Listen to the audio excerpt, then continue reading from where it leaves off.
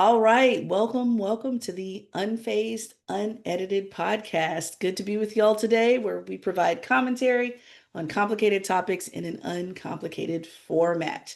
I'm Dr. Shauna Payne Gold, and I go by she, her, hers pronouns. And look, y'all are late. I mean, y'all are arriving after Dr. Lisa and I have already had like this super Mm. detailed, let our hair down, uninterrupted stream of consciousness Yeah. podcast that should have been recorded, Yep. Every but time. wasn't every time. Every time. I mean, it's so good. Y'all miss out on the good stuff. So anyway, but good to be with y'all for the stuff that's semi-structured conversations here Yeah. as we get into some news here during the month of October. But Dr. Lisa, how are you doing? Doing okay. I got a new microphone, although we figured Whoop, out whoop, today whoop. that it wasn't the microphone, it was the computer. So I switched computers because the new microphone wasn't working on the old one. And then the penny dropped from Hmm. like, maybe it's the computer. So that was a good use of my dollars. But Oh, my goodness. new microphone glows. So there's always a plus for Look, that. we will take small wins around here, okay? The entertainment value of that mic is going to be awesome. So, no worries. But anyway, good to be with y'all during this week's episode. We have some good stuff for you here. Some new language, even some conversations that Dr. Lisa and I had, via text that I did a little bit of digging around and found that there was really something to the conversation here. So, Dr. Lisa, share with us the word of the week we have. hmm Yeah, so this word emerged on was in the news, it was on the socials, and apparently sent it to you twice. And then someone else sent it to you, so we Yep. decided therefore we should definitely do this. So the word is otrovert. I'm going to spell it Otrovert. And it is a new personality type that's been put forward by a psychiatrist named Dr. Rami Kaminsky. And so it is, we think about personality types. Well, with the two primary ones, this is kind of joining would be introvert and extrovert. And so we think about those, about how much you love being around people, how much you don't love being around people, and where you get your energy from, right? But this new personality type, introvert, isn't defined by that. It's actually defined by the person's originality, independence, and refusal to conform. And so they kind of move more fluidly rather, between the social butterfly or the solitary based on their kind of authentic feelings of the time, right? So they don't default to one or the other. It's based on how they're feeling, who they are with, that determines whether they're in solitude or whether they're in groups and enjoying that. And they can get energy from both places. So they, quote, live outside the lines. They are comfortable in their uniqueness and they often surprise others with how adaptable or unapologetic they are, because they are who they are and they fluidly move between these different things. And I think it's interesting. And I wonder if you have an opinion on this, Shauna, because I think a lot of people who might say they're introverts or extroverts would probably agree that they're not always that, right? That it is depending on who they're with or how Hmm. they're feeling at the time. And so I think maybe this introvert is an important addition, although perhaps is just a way of naming that we aren't solidly one thing or the other, really. Mm-hmm. Oh, completely agree. We're not one thing or the other. And just let's go back just a little bit. I still think that people still aren't appropriately defining introvert and extrovert Yeah. at the Yeah. basic level, even though we've used the language so much, it's become, very common language that's used. But usually people think that, introvert is, I don't like people as much, and extrovert as I do, when in fact, actually it just has to do with where you get your energy from to Mm-hmm. interact Mm-hmm. with folks. Some people power up in different ways, and that's fine. But this introvert piece, I think, is so interesting because what I found, like, as soon as I read this definition, I'm thinking, oh my God, that's my oldest son completely. Like, he Oh, has really? gotten, yeah. And so I wonder if it can also be connected with neurodivergence as well, Oh, maybe. because individuals who possibly are neurodivergent or introverts, they are by definition fluidly moving along in society in ways where they have now accepted that in some ways they're not going to be accepted, and they are not going to fit squarely in some type of social circle. And so they've gotten relatively comfortable either being social, knowing that they are a little bit different from those within the group, or solitary and being comfortable with either. Um, Mm. and so, I appreciate how introverts just don't subscribe to societal norms. So it's never a societal norms are right and anything else is wrong, but this is just more on a spectrum uh, of how we present ourselves to the world, what we get our energy from, and being okay with the fact that we don't have to be just one or the other or any, frankly. Mm-hmm. Mm-hmm. Um, and how that changes over time is going to be interesting, Lisa, because I am a witness that I believe a lot of people, but I know I did. I moved along that introvert extrovert spectrum to through and beyond the pandemic. Like, Mm. I love to engage with people. I love to talk with people, but the amount of energy it takes me now compared to pre-pandemic, because we spent so much time to ourselves and only with certain groups, I think that has possibly shaped how people get their Yeah. energy and how they now engage in ways that they haven't in the past. So this is a Yeah. cool word. So, yeah, environmental and contextual factors may interplay with kind of Mm-hmm. natural states of being, if you will. Mm-hmm. Yeah, that's Mm-hmm. so maybe that's the emergence of this introvert. Yeah, but Mm-hmm. there you Mm-hmm. go. Word of the week, Yep. new term to think about. We'll include a link in the show notes if you want to read more about it too. Love it. Love it. Love it. All right, let's get into phase one. So, Lisa, I was so struck by the conversation that we had Mm-hmm. in regard to a particular individual who unfortunately was assassinated at a college campus. We will not say the name because bots are real and they start to follow and do really weird things in technology. But someone who shall not be named right now in this podcast.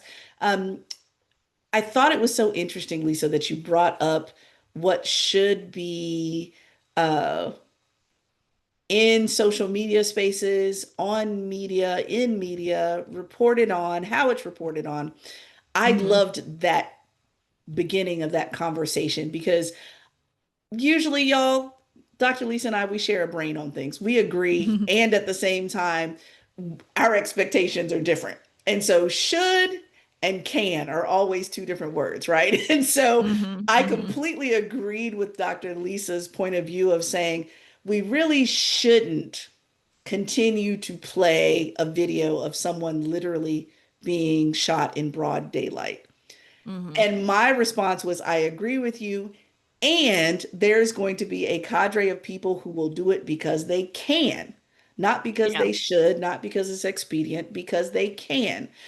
In fact, I remember, I don't know if I told you this, Dr. Lisa. So I was, again, I'm always looking for something else on Instagram, Lisa. And then videos automatically play. They play on their own. You don't even have to hit Right. play, it does it on its own. And so that was when I first saw what happened. And then later on, this was maybe a few days later, I went on looking for something else, and there was a different and closer angle Oh to gosh. what happened, even as I wasn't even looking for that. So my first panic was, of course, as a mother, secure the children. Boys, no screens today, honey. All right, let's Yeah. no screens for a couple of days. Let's go play Monopoly. Mm-hmm. Let's go play Disney, whatever we're gonna do. But we're Yeah. gonna do Yeah. something else, right? That was my first thought. But then when I started thinking about your, even frustration, I would say, with this happening and being publicized and continuing to be posted from various angles, this has now been really lifted up as an ethical dilemma, especially in an age of social media, y'all. Yeah. So, when you're covering events, especially as someone who's a journalist that has a level of professional sophistication that one should have, when covering those types of events, there is this dilemma, and I don't want to call it a balance necessarily, but it's an ethical dilemma between reporting and seeking the truth of what has occurred, but also minimizing harm depending on the audience. And frankly, when you're a journalist, everybody's the audience. And Yeah. so this balance of trying to, which I don't know that there is a balance, but the balance of trying to inform the public about what really happened and the impact of an event against the potential from causing further distress of people who see it, like you and me, Lisa, Hmm. exploiting victims, or in fact just flat out glorifying violence and making it feel like it's real because it was. So, example of this, Lisa. I'm going to give you a little bit of a spectrum here. So you were saying to me, which I completely agreed with, oh my God, why do they keep posting this stuff? Why do they keep covering it in this way? They keep replaying it, blah, blah, blah. Absolutely. I agreed with you 100%. Should not play it. I accidentally saw it and I was like, yeah, I kind of do want to know what happened, but I don't want it to be this gruesome and I don't want to be like 5 feet away, right? As far as Right. the visual, right? Then my parents, who knew what happened, kind of saw like the map of where the person was and the direction they took and just some of the logistical pieces of it, but Hmm. they didn't see the actual video, which I'm grateful for. In their 70s, it really could evoke some physiological things to happen. And then someone who's very close to me, who has a background in the military, who was the one who sent me the close-up video Oh because my. because their perspective is quite different because they've seen much more in their lifetime than Yeah. I ever Yeah. could as a civilian. And so to them, yeah, it's bad, but they've seen bad before. Whereas you and I don't see bad very often, gratefully, thankfully. And so the desensitization of them versus our sensitivation, is that a word? The level of sensitivity that we have versus a military veteran who's seen combat is different. So, given that, I thought about it. I mean, I literally thought about our conversation for days, Lisa.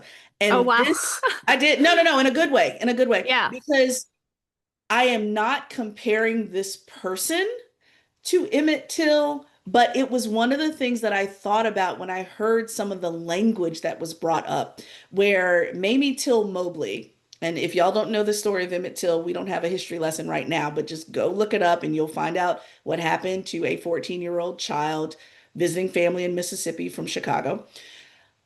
After he was brutally murdered, his mother is famous for publishing the open casket of Hmm. his body, which was horrific. And her quote was, I wanted the world to see what they did to my baby, right? Now, as a mama, as a black mama, I'm feeling her all day long. And at the same time, I've seen the picture before. The first time I saw it, I literally vomited when I first saw the original picture on Jet magazine because it's so horrific. And I heard the wife of the person who's no longer with us use very similar language. I want people to see what they did. Very similar Mm. language, right?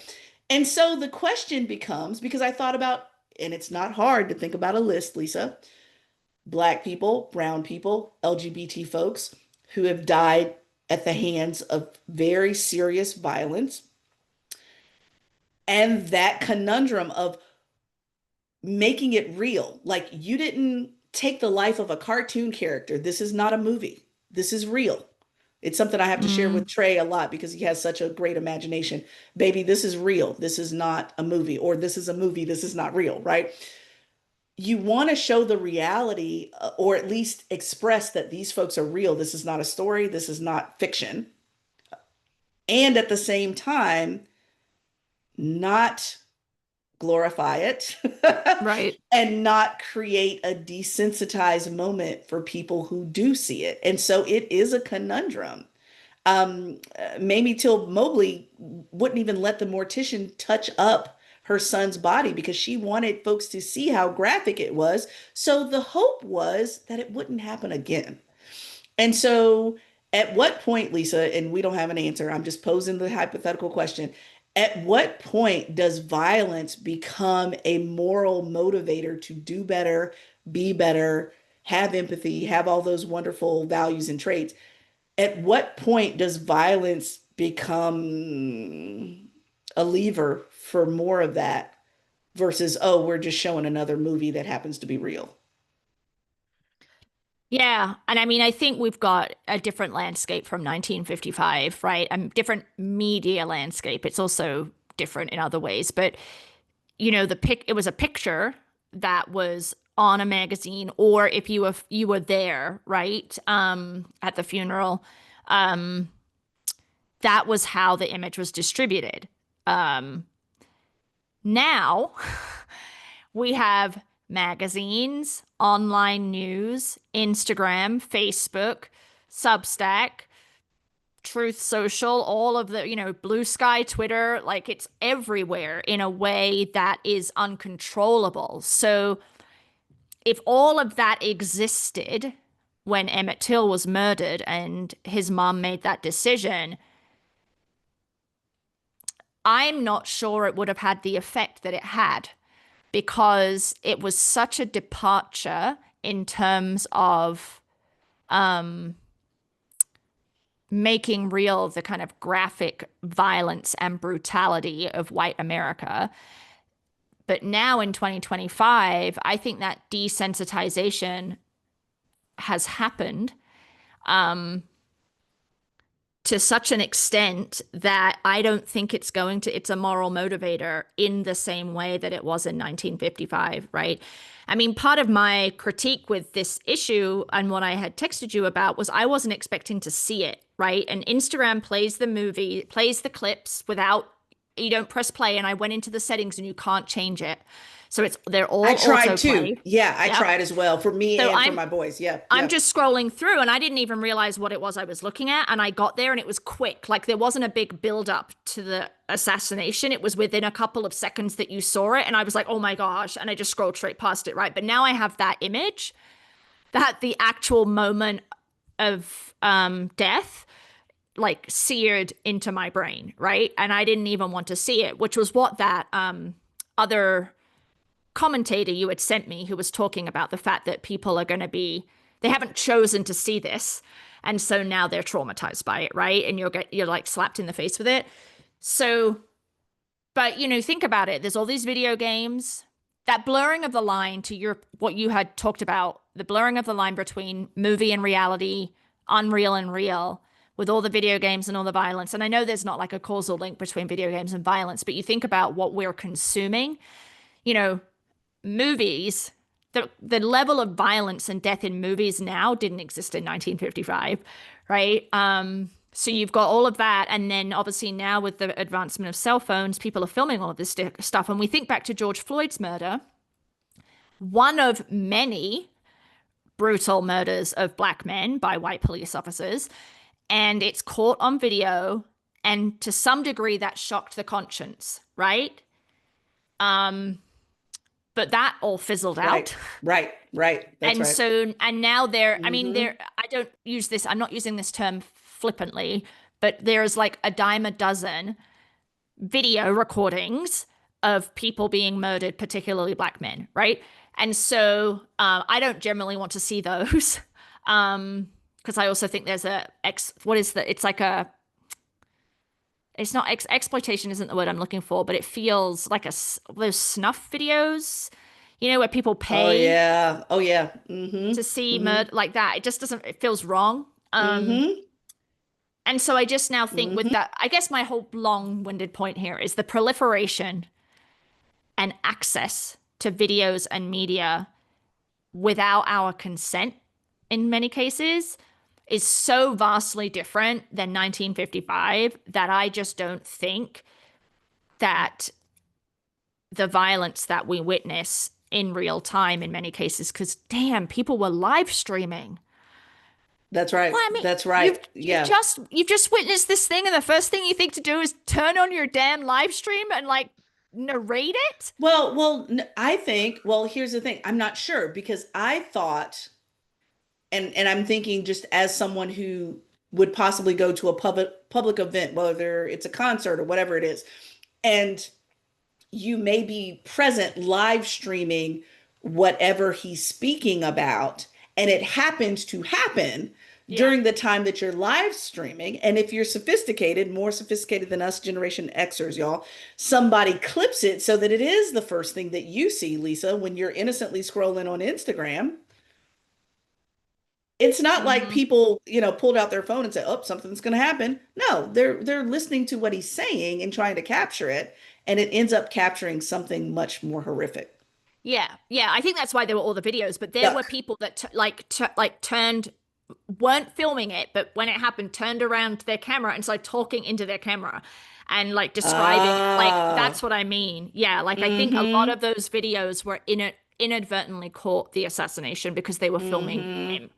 Mm-hmm. Mm-hmm. But like Yep. that, like Yep. that just Absolutely. wasn't even possible in 1955. I mean, that is a very new occurrence, That's right? right. So That's exactly right. I think it's just going to get worse. I think we are just going to get further desensitized because these Mm-hmm. acts of violence are not slowing down, right? No, You no. know, seeing George Floyd's murder did not shut down police violence against black men. I mean, there was like two black men, or maybe one was actually a boy murdered like in the last 3 weeks or something. Like, Yeah. Yep. so it isn't, Mm-hmm. it's not changing the reality anymore. No. No, it's not. It's not. And it's not being it's at least not intentionally being used to change the reality. It's Right.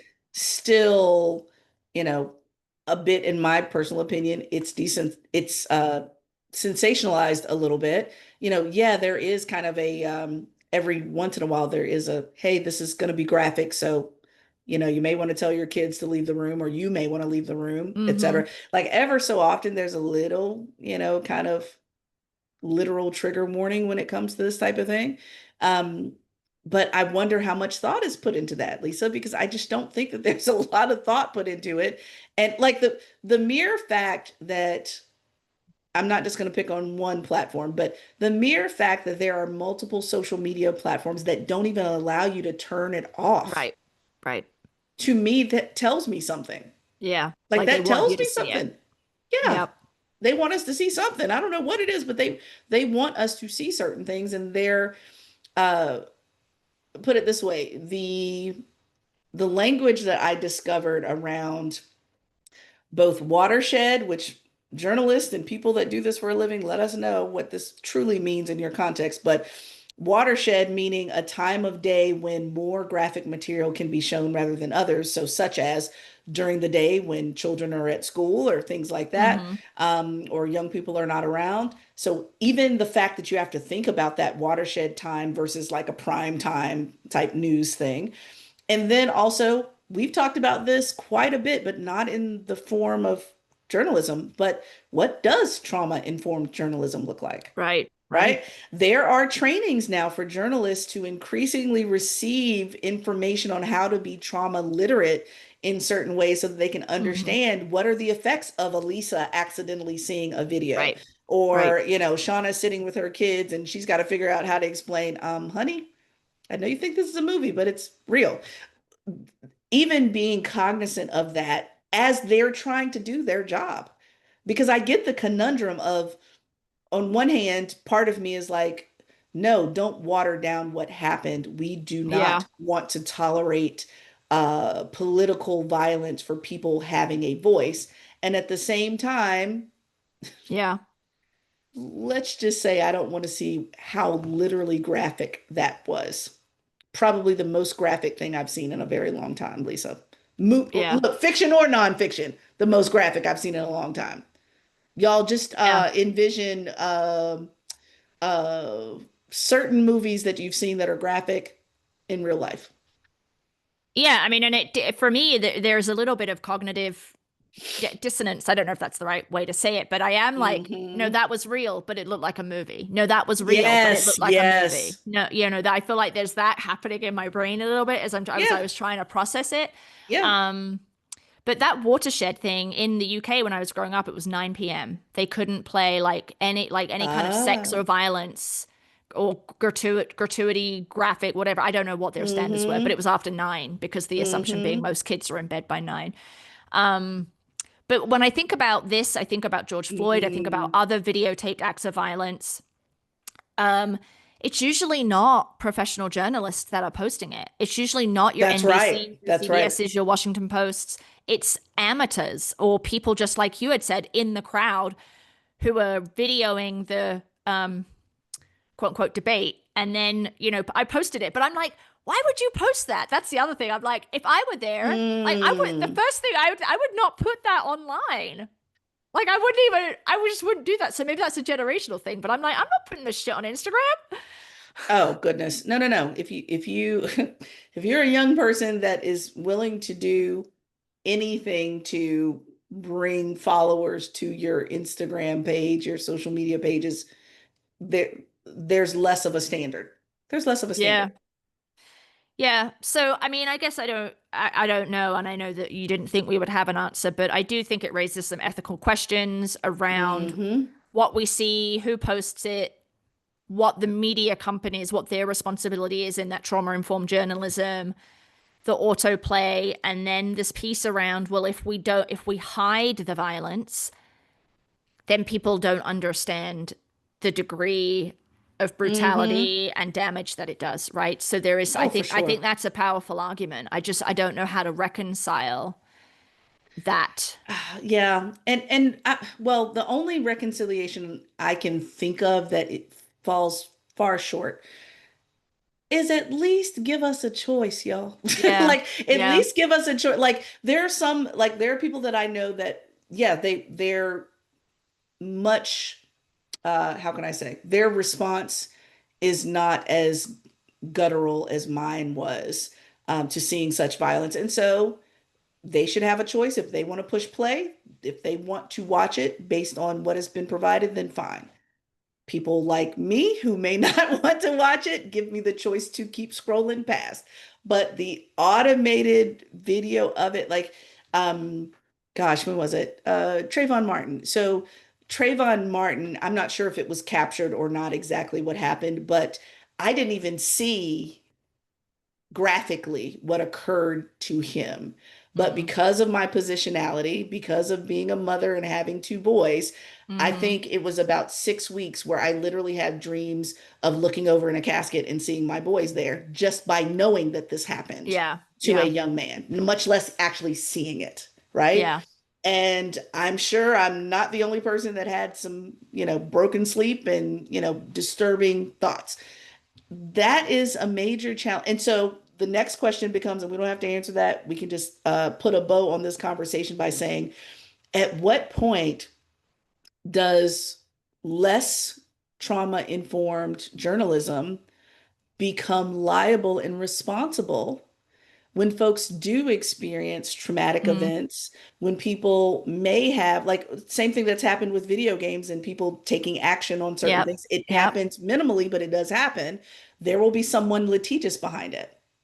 So if someone says, look, my mental health has failed drastically as a result of happening to see this on your particular platform, do I get to be litigious about that, Lisa? And if I do, that opens up another Right. whole wing of law at that point, Mm-hmm. when you're responsible for triggering me in a ill-informed, trauma-informed environment. And so you have to now pay for that. You have to pay for me going to see my psychotherapist. You have to pay for me to see Yeah. whomever. Like I'm envisioning that down the street and around the corner, something like that. If it Maybe. hasn't already come up, maybe it will. Yeah, I mean, there's been court cases that have Mm, sued like YouTube, I think, and Google maybe around the yeah, radicalization of people through their algorithm that kind of pulls you down these rabbit holes. So that's not what you're saying, but it's close to it. yeah. Yeah. Yep, Hmm. absolutely. So anyway, I think we should at least fill out one of those little forms on all of our social media platforms saying, please, can you give us a play and pause and stop button? Please. Yeah. Just you have some engineers that can figure that out, right? Yeah, I Just don't think it would be hard to do. Yeah. I would imagine not, right? Like give us a little more control here. Yeah. But if someone smarter than us already knows if or how that can be done, send us an email. Yep. Yep. Comment on this post. Let us know, right? All right, Dr. Lisa, get us into phase two. All right, so kind of connected to the earlier discussion here, I wanted to talk about free speech. You know, we're a few weeks on now from Jimmy Kimmel's quote unquote suspension, indefinite suspension, and then obviously he returned. Um, but I think I just wanted to bring it up because I think that it's an interesting discussion for us to have. And it actually, you could argue our prior phase is also about free speech, right? The degree to which we can restrict material that is understood to be speech from being Mm-hmm. broadcast, right? Even if Mm-hmm. that material is traumatic in some way. Um, so, for those who don't know, the First Amendment says Congress shall make no law respecting an establishment of religion or prohibiting the free exercise thereof or abridging the freedom of speech or of the press, dot, dot, dot, dot, dot, right? So, Congress shall make no law to abridge freedom of speech, essentially. And then on January 20th, the current president issued a executive order that said it said many things, but one of the key points was that he was going to ensure that no federal government officer, employee, or agent engages in or facilitates any conduct that would unconstitutionally abridge the free speech of any American citizen. So you've got the Constitution, right? The founding document of this country, plus you've got this executive order that just reiterates the fact that this right exists because prior to there was a pretty strident belief that the Biden administration had been violating people's free speech rights, cancel culture, which we've talked about on the podcast before, and the ways in which diversity, equity, and inclusion trainings or kind of expectations or statements had been required, so forth, right? So this executive order was to cap that. And then we end up having Jimmy Kimmel say something which I think was fairly benign. Um, and he gets taken off the air because you have the chairperson of the FCC saying that we can do this the hard way or the easy way. And we have these networks need to change conduct, right? They need to do things to change their hosts' conduct, which led to Nexstar and Sinclair, two large organizations that manage kind of local affiliate ABC stations, saying we're not going to air Jimmy Kimmel. They're both fairly conservative organizations, I think, Sinclair especially. So Jimmy Kimmel comes back, but Sinclair and Nexstar said that they still weren't going to play. So Jimmy Kimmel is not playing in DC and it's not playing in Utah. They're two places I know because a friend lives in Salt Lake City and she's like, no, I didn't play here. It did play in Denver, I think. And I thought Jimmy Kimmel did a really great job. He didn't apologize. He refused to apologize and just said, you know, my show is not important, but what is important is that we live in a country where shows like mine can exist, right? So, I mean, I guess I'm not surprised, Shauna, that this is happening. I mean, I think the erosion of free speech has been escalating at a extraordinary rate since January, and this Jimmy Kimmel situation is just a particularly widespread, noticeable example of it with the Federal Communications Commission chair, who, interestingly, several years ago said that political satire was extremely important and a bastion of free speech. And he's on record saying that, right? You're like, oh, how funny things change. Ah, And then exactly. the other thing I think was funny is you've got all these people saying, "Oh no, it's not about free speech; it's about accuracy." Jimmy Kimmel spoke inaccurately, right? Because I think that he said something about the ideology, Alternative facts. yeah, ideological leanings of the um, assassin at that point. Which at that point, not all the information was out, so he was working with what Right. he had. And Right. I'm like, well, if accuracy were the determining factor, then Fox News would just go away, right? Oh, So, goodness. or Yes, at yes, least yes. there are opinion people who are not news at all, but just lie. And then our president wouldn't be president, right? Mm-hmm. Because Mm-hmm. the degree to which, I mean, inaccuracy is even a gentle way of terming some of the shit that comes out of these people's mouths, right? Um, And then you also had, and this is where I'm interested to hear your opinion, Shauna, is Pamela Joe Bondi said that she was going to be going after hate speech. Got huge backlash from the right because hate speech is not a thing. So you can say things that are hateful, and that is protected by free speech. But if Mm-hmm. you incite a riot Incite. Mm-hmm. or have true threats, Mm-hmm. then that is something that can be Mm-hmm. limited and prosecuted, right? Mm-hmm. Um, and I'm wondering how you feel about that because this person who you talked about in phase one initially and is the subject of Jimmy Mm-hmm. Kimmel's suspension, I mean, his speech was pretty hateful. Not a whole Mm-hmm. lot of not a lot of nice, kind things coming out of that guy's mouth, right? But Oh yeah. Oh he had yeah. a right to say it, right? If you were, I think if you believe in free speech, you have to believe in all free Oh, speech. of All course. speech is Of free, course. Of right? Like I course. don't think you Of can course. hedge here.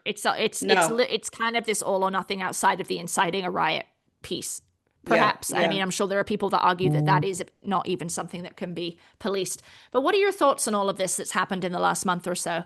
Yeah. It's I agree with the last statement that you said is that it's one thing to dislike something that someone has said. It's another thing when a statement incites specific violence to specific people. So, for Mm-hmm. example, Mm-hmm. Dr. Lisa, you know flat out, I am disgusted by some of the language around the intelligence of Black women that was specifically targeted Yep. towards people Yep. like Michelle Obama and Ketanji Brown Jackson and Mm-hmm. all of these individuals who are high, I mean, paragons in their field.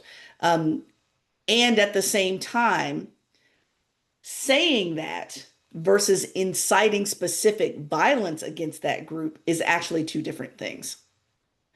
And so, with that, no, you don't have to like, and that's where we always had a conundrum, especially working with college students at public Yeah. institutions, was that the dislike of a statement does not constitute hate speech.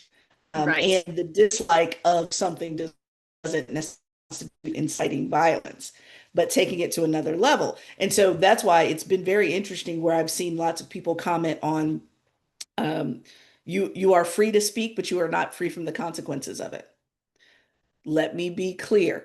Mm. Shauna is not saying that the consequence is to lose your life. That's not what I'm Yeah. saying. That should 100%. never be a Yep. consequence. But Right. what I am saying is if something is said that's hateful, and then there is a equal and opposite statement of hate, here we are. It always seems like the street only goes one way when it comes to free speech.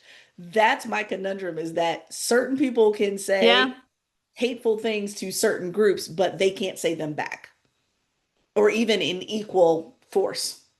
That can never happen. And that's what's problematic. So, for example, even when it comes to my experiences with coordinating, I realized, Dr. Lisa, when I look back at some documents that I was looking for at a particular institution where I was on the faculty there working in administration, our office was responsible for security for said person to come visit our campus. This was years ago, right? Because that's Mm-hmm. their MO, visiting campuses, right?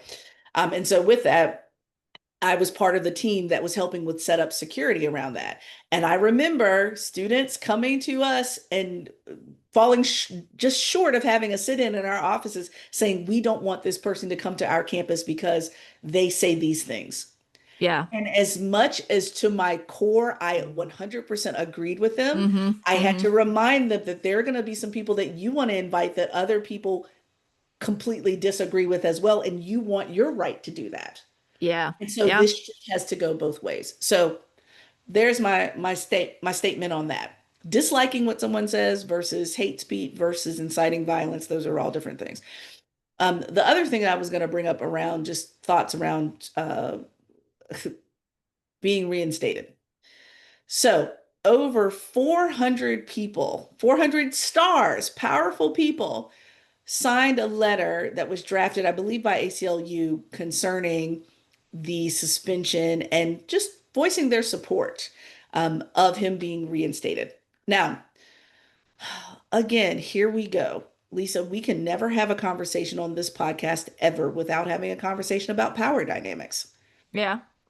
Jimmy Kimmel, last I checked, but y'all please correct me. Last I checked, was a relatively affluent white man Mm-hmm. who has tons of support behind him and gets reinstated.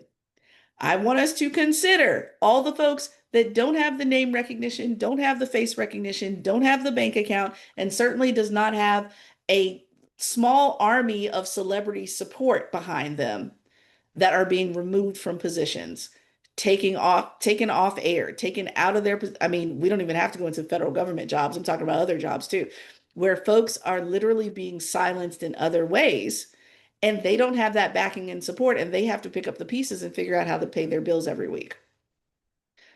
I want to acknowledge the power and the privilege that comes with Jimmy Kimmel being reinstated. I I think want to that's what makes acknowledge it that. most, but I think that's what makes it most scary for me, though, is that Yes, given one of the his most power protected and privilege, classes. yeah, and he got taken off, right? Absolutely. And sure, Absolutely. and the other, yeah, I mean, Hmm. you've got tons of people that have lost their jobs. The problem is, freedom of speech is Congress shall make no law that shall abridge, right, the freedom of speech. And so you've got these private Hmm. corporations that can fire people based on their Hmm. speech, Hmm. um, Hmm. because the Constitution doesn't apply in the same way. But that doesn't mean that it goes back to your earlier point. Just because you can doesn't mean that you should, right? Because Hmm. even if, I cannot sue this company from a violation of my constitutional free speech rights, it's still sending a chilling message about what I can and cannot say, right? Because Oh, yeah, absolutely. I mean, big, that's why celebrities have jumped on. I mean, I've only seen a few of the names that were on there, but some, heavy hitters like Tom Hanks and Meryl Streep and Robert De Niro, Lin-Manuel Miranda, those folks signed it. And at the same time, one of my favorite quotes about this in particular was about, to your great point, about that chilling effect. The letter that they signed said in one line, quote, "We the people must never accept government threats to our freedom of speech. Efforts by leaders to pressure artists, journalists, and companies with retaliation for their speech strike at the heart of what it means to live in a free mhm. country," end quote. And so, with that, again, thinking about all the people, like even, and I'm not saying they're wrong for doing it, I'm just saying there's a great amount of self-interest for Kimmel's peers to say something because they could be next on the chopping block. Yeah, I mean, Jimmy Fallon, Stephen Colbert, even Howard Stern. I mean, come on, y'all. There are opportunities to expand. And so if you give them an inch, they take a mile type situation with this censorship. And so even selfishly, they needed to hit back. They yeah. need to hit back. I mean, Howard Stern has got a long litany of atrocious things that he's said, right? Sick, But sick. Yes, yes, yes. so he's benefiting from free speech. I do not listen to Howard Stern because I don't Neither do can't I. stand the man, right? Hmm. So, Hmm. but he has people that like him, and it's his right to do that. And I think he's on Sirius XM, so he gets paid to do that. But Hmm. I think, yeah, it's so blatantly hypocritical, right? To say we're bringing free speech back to America and we're not going to intervene, and then you have a government agency that intervenes in a mob-like way, and then you have all these private corporations that are likely laying off individuals, teachers, other folks. I guess teachers, well, that would be a private school, but in a public school, you've got an issue there. Is because they're fearful because the ground has already been set that the government might come after me in one way or another, whether that's through tariffs, whether that's through taxation, whether that's through like an IRS audit or some other something. So, in an effort to stave off that, we're going to fire people that say anything that might conflict with the current administration. So, you've got these private corporations making these choices based on a thing that hasn't happened yet because they think it might happen and that would damage their bottom line. So, they're bending a knee, right? They're acquiescing in advance In and advance. Yep. they are Hmm. creating, they're just furthering this chilling speech environment, even though as a private organization, it's a different constitutional situation. But Well, and we yeah, know, again, to your great point, it isn't it isn't ironic that we're going to restore free speech because you have to listen to what they're saying. They wanted to restore free speech for them, yeah, for yeah, their group. we want to be able to say whatever we want to say, but anyone else who says what they want to say, they're Right. unpatriotic, they're all these different words that Yeah. we add to it. And so, with that, as much as I despise the fact that Howard Stern can talk about whatever he wants to talk about, guess what? Dr. Lisa, you and I have a podcast. Hello, we get to talk about what we want to talk about here. That street can go both ways and should go both ways.